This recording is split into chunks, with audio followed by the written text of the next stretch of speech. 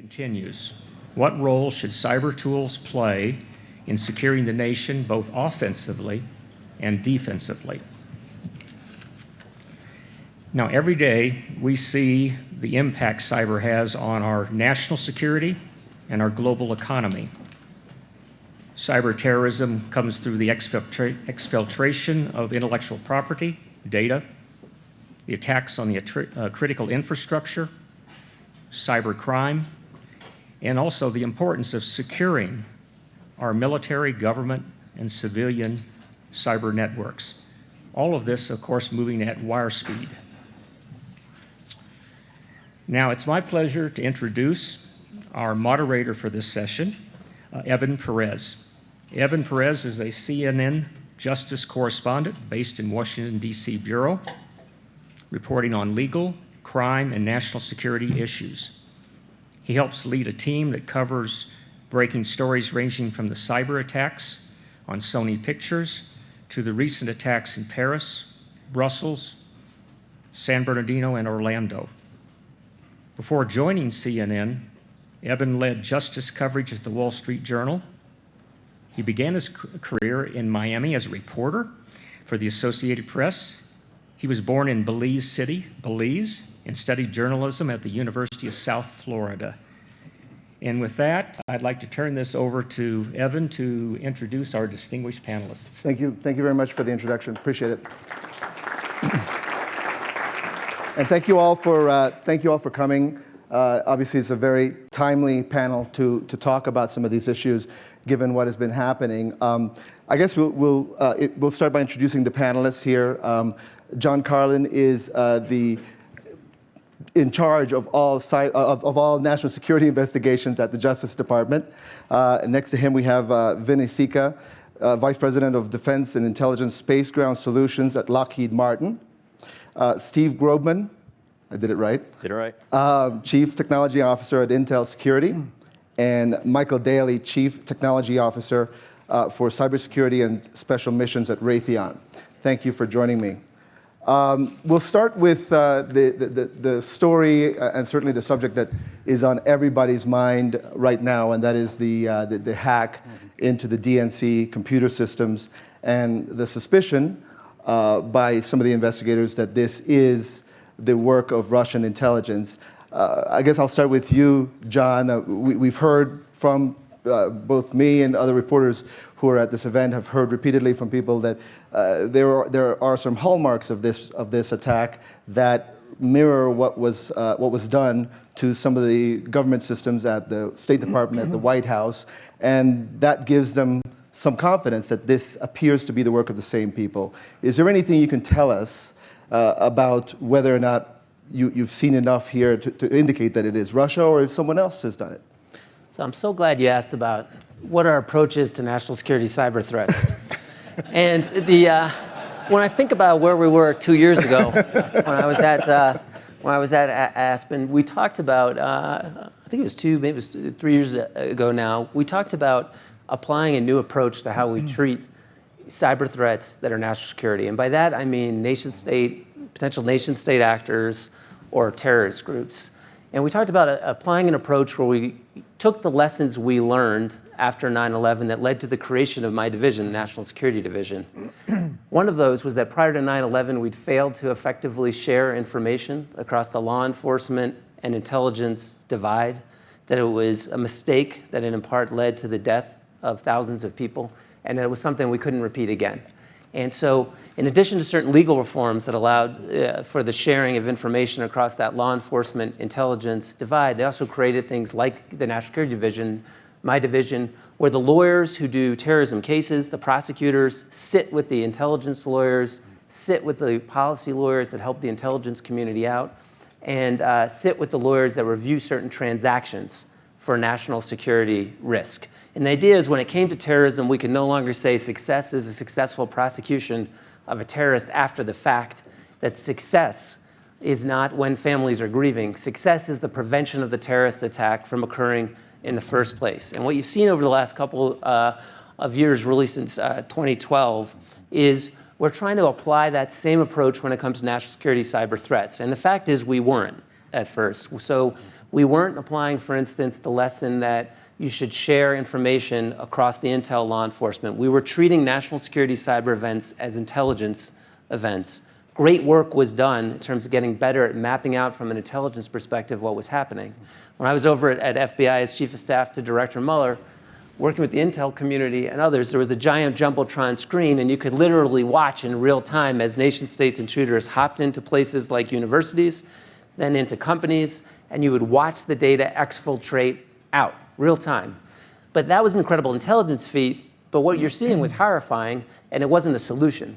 And so the change was we need to take that intelligence and then use it to come up with solutions to disrupt what you're seeing. And you've seen since then us try this new approach out. The name and shame strategy, basically, right? And some have called it name and shame, and that's part of it because you want to use every single tool in your arsenal. But let me say, I think we've shown now it's not just name and shame. So one of the cases was the indictment of 5 members of the People's Liberation Army, Unit 61398. And what we showed in that case is, one, we were able to do the investigation, attribution, and figure out who did it, not just what country, but by name, by face, who was hacking into nuclear, solar, steel, management side, labor side, and that what they were stealing was not traditional national security secrets. They were stealing things like right before a company went into a joint venture to lease a lead pipe, they stole the design specifications for the pipe. Or to give another example, right as they wanted to compete with a solar company, they stole the US subsidiary's pricing information so they could price dump right below that price. And then, to add insult to injury, when that company sued, they then stole the litigation strategy out from the company through cyber-mains. So that's why we brought an indictment. And what the indictment showed is this wasn't just a couple of actors. This was their day job. So the activity, as we showed in attachments, started around 9 a.m. Beijing time. And it would spike. And then you'd see these hackers' activity continue to spike until around noon. It would then take a break at noon, sounds like the Aspen schedule, for about 12 to 1, and then it would go back up from 1 to 6, and then it would decrease again overnight. And so you had uniformed members of the second largest military in the world, day in, day out. Their day job was to attack not government, but private companies and do it for profit. So we brought the case, and part of that was a philosophy that said, many of you guys are familiar with the concept of an easement, and this is the idea in our own, in US law that says if you let someone walk across your lawn long enough, they get the right to walk across your lawn. It's called an easement. And that's how international law works. International law is a law of customary law.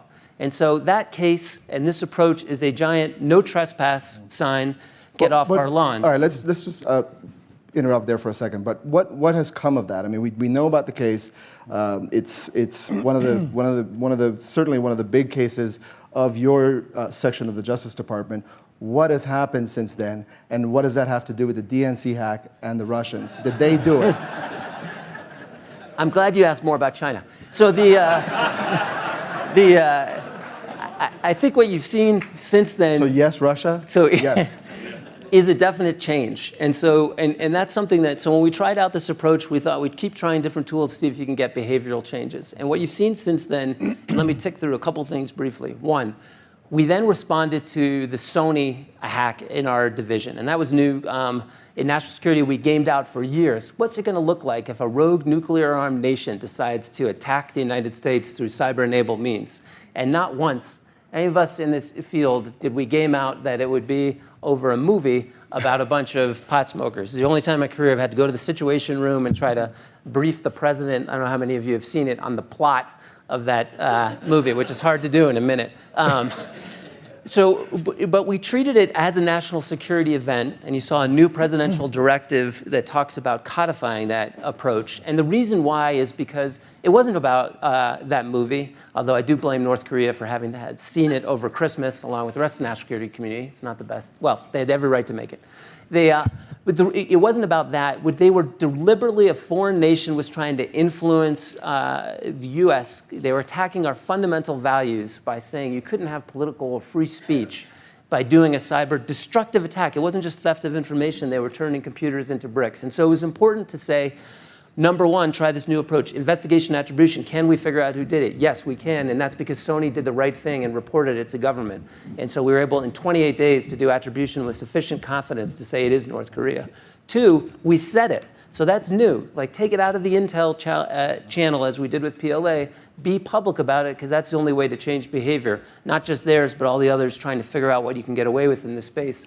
And three, sanctions. And in that case, we had existing sanctions. Later that April, we passed a new executive order that allows sanctioning of cyber actors, whether no matter who they are, if they attack and cause damage, and not just the people who steal secrets, but those who benefit from the stolen secrets can be sanctioned. And that changed China. If I could just finish the last, you saw China send over a high-level delegation, 35, 37 people, right before President Obama was meeting with President Xi. We met with them through marathon negotiations, came up with this 5-point agreement. And you had President Xi say for the first time on stage, I agree, publicly, we shouldn't be using our military and intelligence to target private companies for economic gain. That's really important when you think about the cyber in some respects being. But have you seen change in behavior? Yeah, and let me two things on that. One, I think you are hearing from folks inside and outside the community there is a change. Now, how long lasting that will be, we'll see. Yes, less activity, less hacking, less breaking into companies, less stealing in the United States. Less that looks consistent with this pattern, like less stealing that looks like it's for the for commercial gain. And you also saw not just the G20, but another 15 countries have signed up to this norm. So for the first time, we have an agreement around the world that that's wrong. Now, in terms of your question, will it stop? It's like we would be out of business as prosecutors and law enforcement agents if passing a law meant that the activity stopped. But I think because we have this agreement on what the law is now, the next step is getting private companies to come forward, share information with us so we can see what's occurring, and then be committed to figuring out who did it, being public about it, and imposing consequences if they break this new norm. Well, let's talk. I want to bring in the other members of the panel to talk a little bit about. Again, I know there's very limited things you can talk about with regard to this DNC investigation, which you're overseeing. You want to talk about Iran next? No, I want to talk about when you see. Let's talk in general terms. If you come to determine that a foreign country has hacked into a political party computer system, and you determine secondarily that it was for the purpose of influencing the election. Tell us what happens then. What happens next? If that's, again, we're speaking theoretically since you can't speak specifics. I think, and I'd welcome some thoughts from you. I guess just one point that I would like to make on the attribution side that is a bit different from where we are right now on the DNC case and Sony was with the Sony case, there was strong attribution asserted by the US government using a combination of technical forensics along with traditional intelligence information in order to come to that conclusion. I think one of the things that we need to be very cautious of is prior to a trusted government source coming out with a firm statement around attribution, as only the technical side is available, jumping to a conclusion that technical information alone is definitive proof that any individual actor is necessarily to blame. And from what you gentlemen have seen publicly, is there enough here for us to say with any amount of certainty? Vinny? But I think that's actually my point is that if we're only looking at the technical data, it can give indications that help give indication of the potential actors, but it's really until John, along with the IC, are able to merge other information into that strong attribution case can be made. That sometimes, John, sometimes it takes him a couple of years to reach that conclusion. In the meantime, we have an election, we have great public interest in this, and we want to know. What do you say? I think you were touching on maybe even a bigger issue, that we have non-state actors and a problem of attribution. Maybe they are acting on their own for money, maybe they're acting on their own for some other reason. But we also know that states are manipulating the non-state actors. And in a particular case here that we're dancing around, we have a country that has promoted criminal activity, allowed it to continue, and has embedded itself across all of U.S. critical infrastructure. We've been talking about espionage as a problem, but it should maybe give us pause and a little bit more anxiety that it isn't just espionage that they can do. And if other crises around the world escalate, these other countries now have a set of tools they can use to disrupt our entire supply chain. These are levers of power. They can use it as influence, Vinny. Right. I guess that's right. kind of bringing it back a little bit to more of a practitioner level, right? We do similar work on our own network that we were describing earlier, where we're looking from an intelligence perspective, who's coming in, when they're coming in, what are they doing? Because I'm sure all three of us are on the top 5, the top 10 list of companies behind the government that are being attacked every day. So it is using that intelligence that you're gathering there, not just trying to keep a full defense. The real, I think, and I know you're dying for one of us to say, oh, yeah, here's the smoking gun, here's who did it, and we're not going to do that. That'd be helpful. But we're not going to do that, obviously. But, the bottom line is nothing should be assumed as safe. Right? Same thing you tell your kids when they're out on the internet doing stuff. It's all in the public domain. And the real issue, or I think the real scenario we need to be focused on is, do we have the right intelligence monitoring capability to see what's coming in? Are we taking that capability and flowing it into our systems that we're either doing for our own company networks or the systems we maintain or operate or deploy for our customers? We were talking earlier before the panel, we don't just deliver new systems that honestly, by the time we deploy them, are out of date from a cyber perspective. Hate to say that, but they're constantly an evolving threat, so you constantly need to be staying on top of that as well as monitoring what's happening. So I also think there may be a little bit too much focus on only thinking about who did it. I think we also need to take a step back and look at what was done and what can we learn and really think about the value of different types of assets. Many of the people in this room with long careers in government think about cyber attacks as stealing intellectual property or top secret information. But if you look at the damage that was done both at Sony and in the DNC case, it was email. Well, not only email, but you don't think of as a sensitive personal. medium. You have personal information of donors. You have personal data. You have people being threatened now because their information is out there. Right. So it goes beyond that. And if it is a country, a foreign government that has done this, they've gone a place that we haven't seen before, really, to this level, to this, to this extent.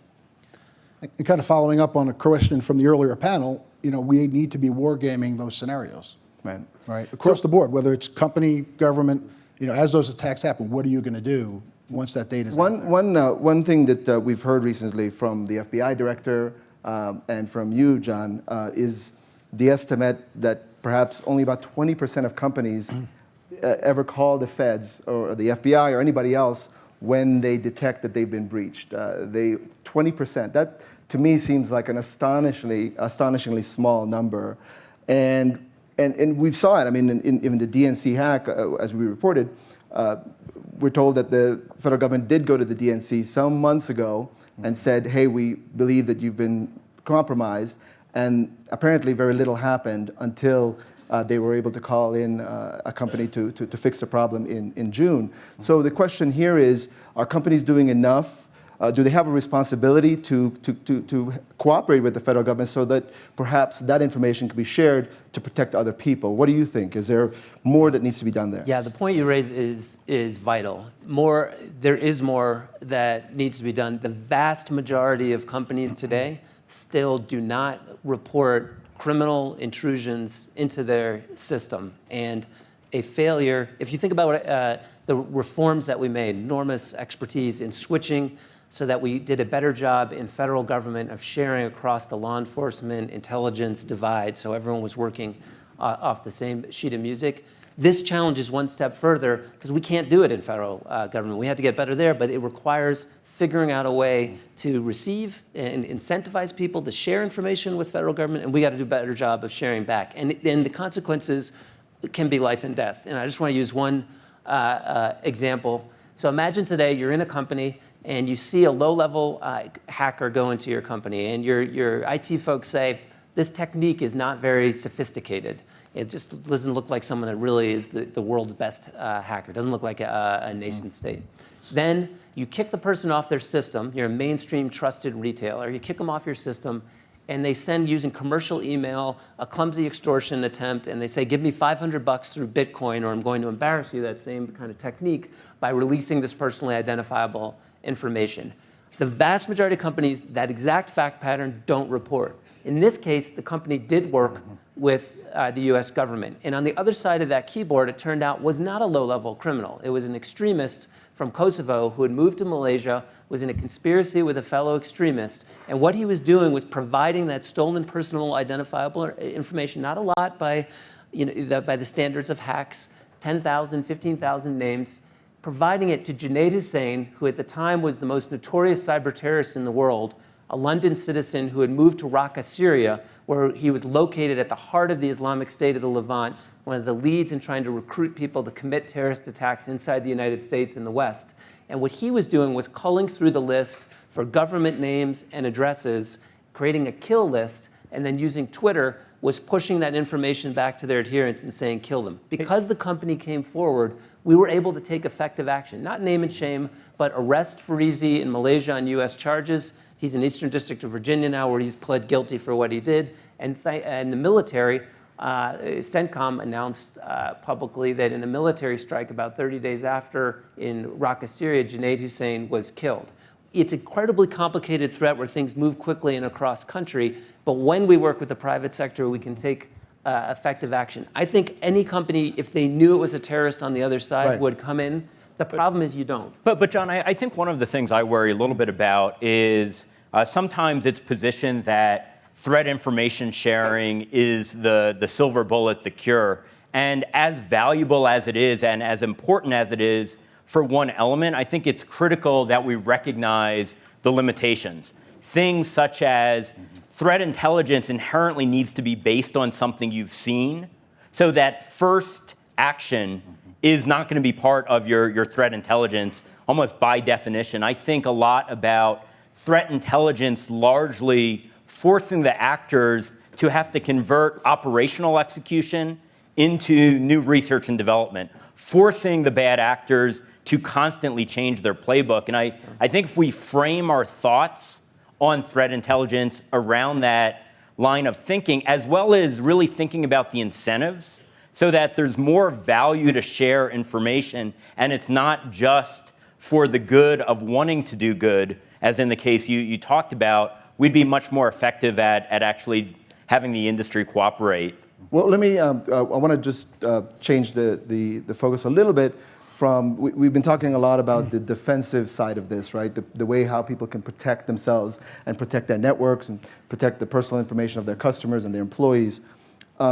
There's also the whole part of the discussion about what role cyber plays as far as an offensive weapon. And we've seen the Department of Defense has talked quite a bit recently about things that we can't see that they're doing to try to mess with ISIS and to try to perhaps sow confusion and discord within the ISIS troops. And they say it's working. So perhaps that gives us a one view of how that could work. Can maybe talk a little bit about what you gentlemen see as the use of cyber tools in, in an offensive way? Sure. It's a fantastic advancement because it provides us with additional non-lethal techniques. If we need to disrupt command and control of an adversary, historically it's a kinetic effect, right? You drop a bomb, you take out an antenna or a ground station, and now you're in a rebuilding mode, you've threatened lives. Cyber has the ability to change hearts and minds. It has the ability to give us those non-lethal effects, so it's an important advancement. It still has limitations, though. We're really struggling because with cyber, there are issues of assuredness. Is this really going to work? Because I only get one shot at this, I can't mess around. I need to know that that cell tower is going to go offline. And then it has issues of containment. If I push this on that cell tower, how is that going to affect the other cell towers down the road or that hospital or the school? Something we saw in Stuxnet, right? That's right, because those techniques can then get out, and sometimes we call that being perishable as well. If I use this technique today, somebody's going to figure out how to shut it down, so I have to be more cautious. Do I use it today or save it for another day? And so that's another aspect of cyber that's unlike the kinetic world. If I drop a bomb, the bomb blows up. It does it every single time. But cyber weapons become perishable and not useful. Where's the government on this issue? As far as what rules are you guys talking about to put in place to account for what Michael is talking about? I think I'll put a couple different frames on it. One, there's sometimes a discussion when we talk about cyber intrusions into the United States. What are we going to do to respond through cyber means? And I think what we need to do and are starting to do, and the presidential directive that just came out this week codifies this approach, is just because someone causes you pain through cyber means doesn't mean that your response has to be through cyber means. And if you think about it, we've built the biggest glass house in this area because we moved faster than anyone else to digitalize what we value. Over 25 years, about 98% of what we value that used to be in analog is now in digital. And we did so systematically in government, in the private sector. We did so without adequately calculating what the risks were to this information that's stored in a way that was fundamentally never designed to be secure. So we're playing catch up.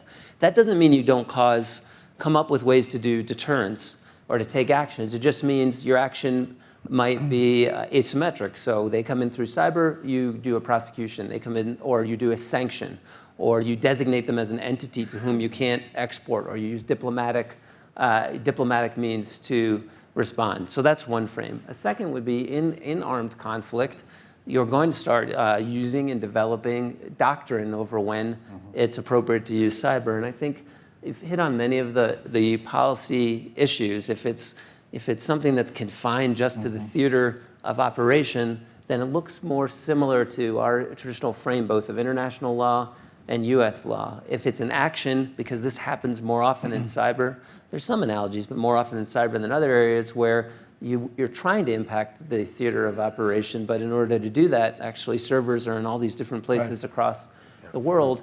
That raises a different set of policy issues. You need a framework to make sure that they're considered. Well, we're going to open up the questions, so prepare your questions, and we'll take that in just a minute.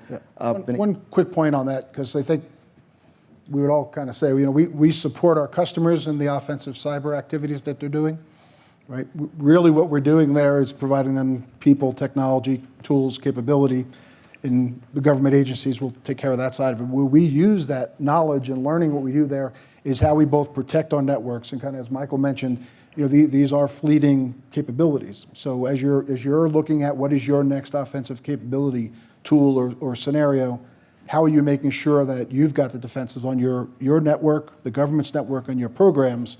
So bringing both the offensive cyber knowledge you're gaining as you're trying to do things in the cyber world, in the offensive cyber world, to make sure you continue to strengthen your defensive posture and your intelligence of stuff that's coming after you, because it is fleeting. I mean, every day that threat is changing. It feels like maybe a couple of years ago, and last year we were talking at this forum about cyber, and we were talking a lot about China and what they were doing, and the change in behavior. The jury was still out.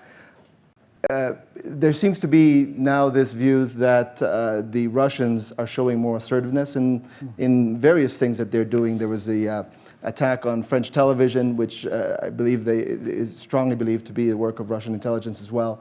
What do you see from your customers? I mean, are you seeing them being more active? Is there anything you can talk about with regard to what the Russians are doing generally, in general terms?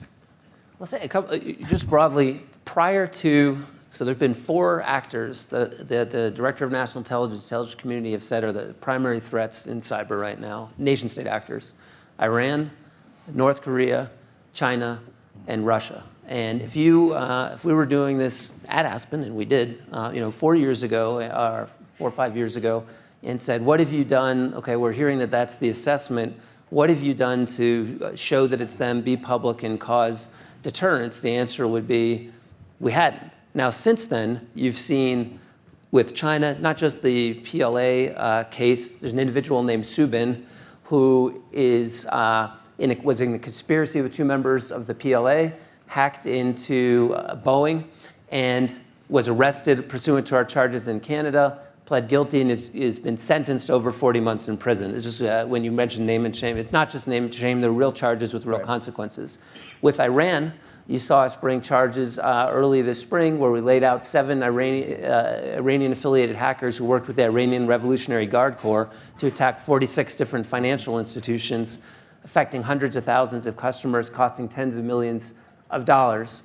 And in that same charge, you saw us outlay that one of them had hacked into the Bowman Dam in Rye, New York, relatively small dam, accessed the sluice control system, which would allow you to open the dam. Now, the dam wasn't working as intended at the time, but I don't think that's our best defense long term.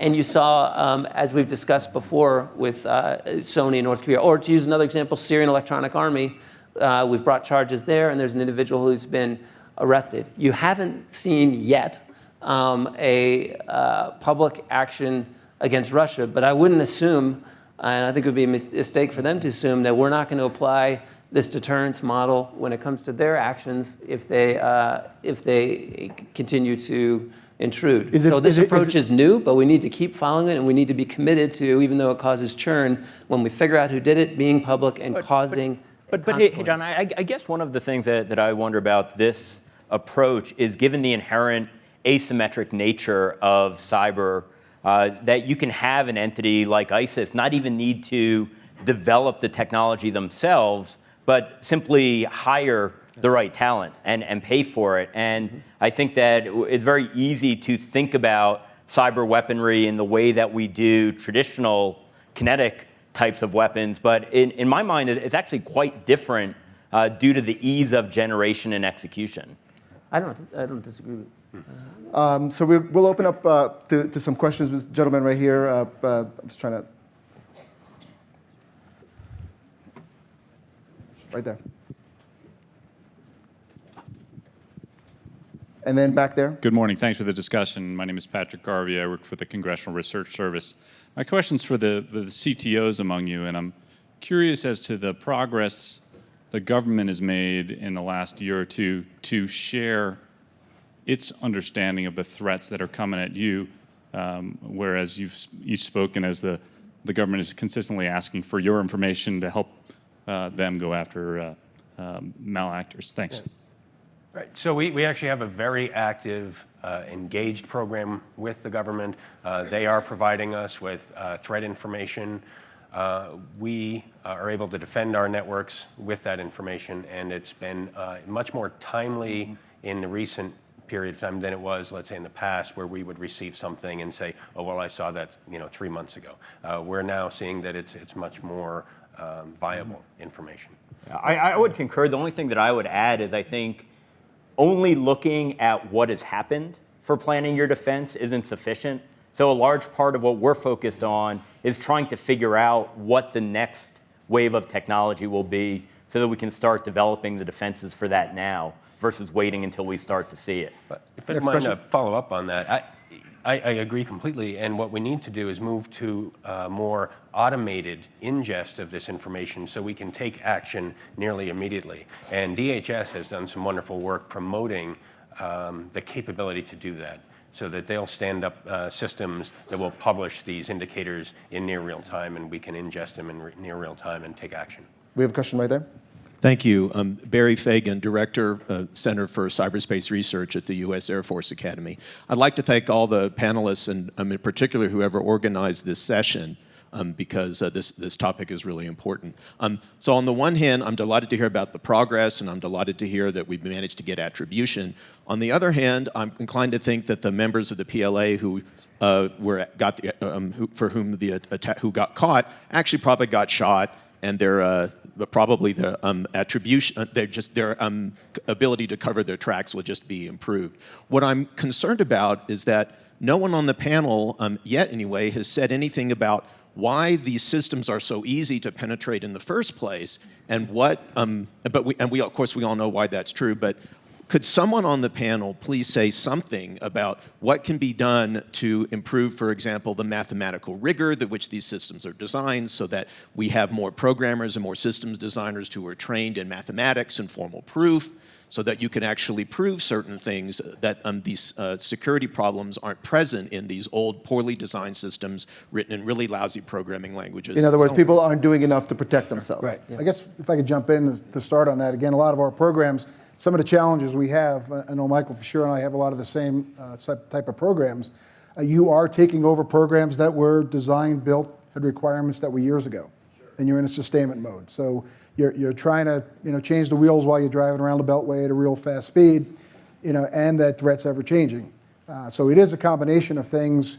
The new requirements are going to be old by the time you start coding them. So, but it is starting with academia, right? So it is building coding, the right coding standards from the start to build secure code, make sure you have the right architectures that you're starting with. But again, I think that's all necessary but not sufficient. It really comes back to having the network monitoring, that intelligence capability that you're looking at that sees people coming into your network. Because your systems will be secure for a very short period of time, no matter what STIG you're complying against or what set of new requirements you're trying to go to.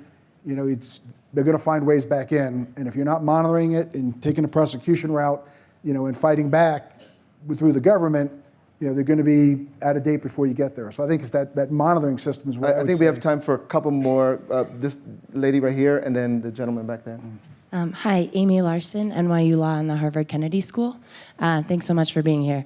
I was wondering what kinds of programmatic policy or other kinds of incentives might mobilize companies to actually share some of the information and data with government that John was referring to earlier.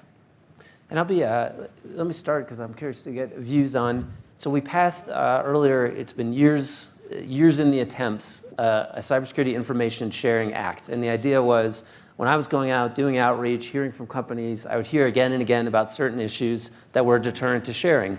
One, sharing with each other, they're worried, I'm normally not allowed to talk to the people in my industry. Why am I allowed to do it on security? Is it going to be an antitrust violation? So the act clarified that you'll get certain immunity if what you're sharing is threat information. A second issue that had come up was, am I violating the Electronic Communications Privacy Act if I share this information? So it set out standards for which you'd also get immunity if you shared it, if you took certain steps. One thing we failed to pass, and this is just bad, there's no explanation for it other than a desire to employ more lawyers, which is currently there are 46 different data breach notification statutes throughout the states of the United States. And so we've been attempting to get one federal rule so the rules are clear when you need to report and when you can get safe harbor if you're working with law enforcement. But one thing I'm curious is, what should we do next? What should the next policy I think, John, be? part of the challenge that I hear is you've done a lot of great work to remove the barriers to information sharing, but you haven't done enough on the encouragement side. So I think when entities are looking at, should I be an active player in providing information, what is the value to that entity in doing it? And I think in some industries, it's a lot clearer than others. So in some of the ISACs, financial or the defense industrial base, it's worked fairly well. But as far as the broader private sector, I think there's not been the inherent incentives. All right, we'll try to get one quick question before the final question. She asked my question. Okay, all right. Somebody behind you, right? I'll just add, I'm Suzanne Spalding. I'm the Undersecretary for something called National Protection and Programs Directorate at DHS. We have the responsibility for cybersecurity and critical infrastructure protection. And I just want to add to John's terrific summary of the Cybersecurity Act, that it also provided liability protection for automated sharing with our cyber center, the NCIC. And it goes to what Steve talked about, the automated information sharing, or Michael, I guess you talked about that, right? Which provides tremendous benefit, potentially, to the private sector. It's a fairly simple way to plug in and share and receive threat indicators that you can use to immediately protect your system and force the adversary to Steve's point, to change the way in which they are coming at you, which today they don't have to do. Today they can come at you the same way over and over again. This system of sharing, benefiting everyone from the information that any one entity sees with regard to threat indicators, I think holds tremendous promise. And Congress advanced that by providing that liability protection. We have 1 minute left, so if anybody wants to take one last swing at John to try to get an answer about the DNC hack. One of you left. Anybody? Left too. I want to say thank you to everybody for coming here and to the panelists for your great work. Thank you very much. Appreciate it.